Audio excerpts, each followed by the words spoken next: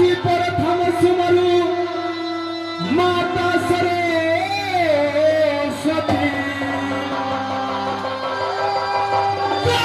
जी प्रथम सुमरु माता सरस्वती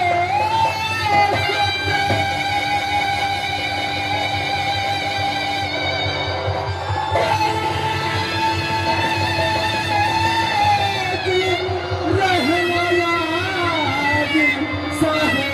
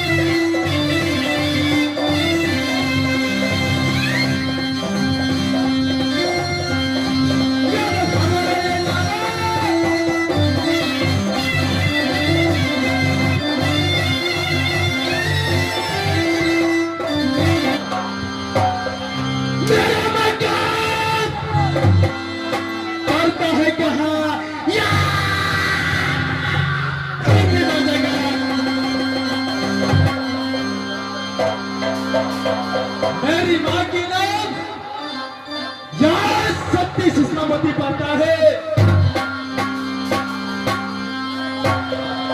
ये जंगल की देवता जिस दिन मैंने ये 14 कोस घोर जंगल में जन्म लिया, उस दिन वही जंगल का देवता मेरा पालन पोषण किया, जिसे नाम शक्ति बंदेवी पड़ता है। उसे मैं यज्ञ धर्म की नानी मानता हूं।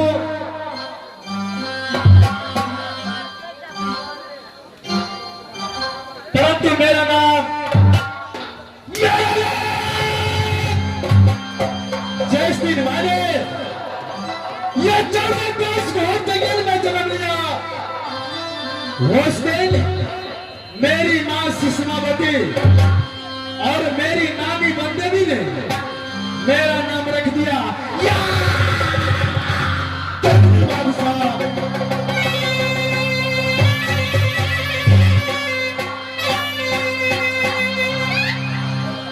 वही मेरा नाम जंगली बादशाह पड़ता है।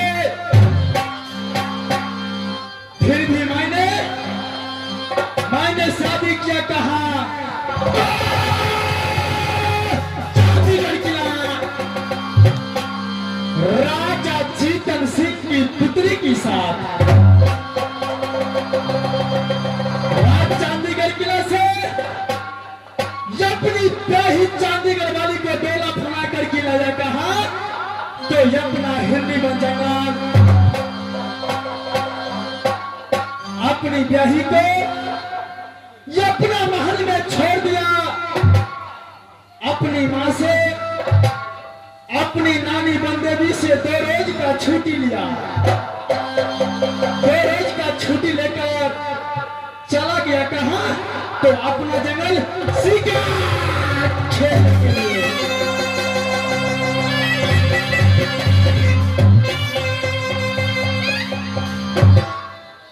आज मेरा इस जंगल में 6 रोज गुजर रहा है। आज मेरा एक याद आ गया है कि अभी तक तो मैं अपनी ब्याही चंडीगढ़ वाली के साथ कोहबर बीत तक नहीं किया हो। इसलिए मैं एक घोर जंगल से चलता हूं अपना महल की ओर। आज अपना महल में सबसे पहले अपनी माँ से मुलाकातें करूंगा, अपनी माँ की गोद में खेलूंगा और कुछ देर ये अपनी ब्याही नारी के साथ ये अपना दिल की अभिलाषा को ये बस पूरा करूंगा।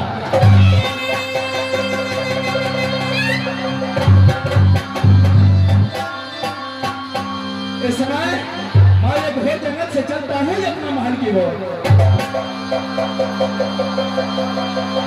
हमारा सत्ता हो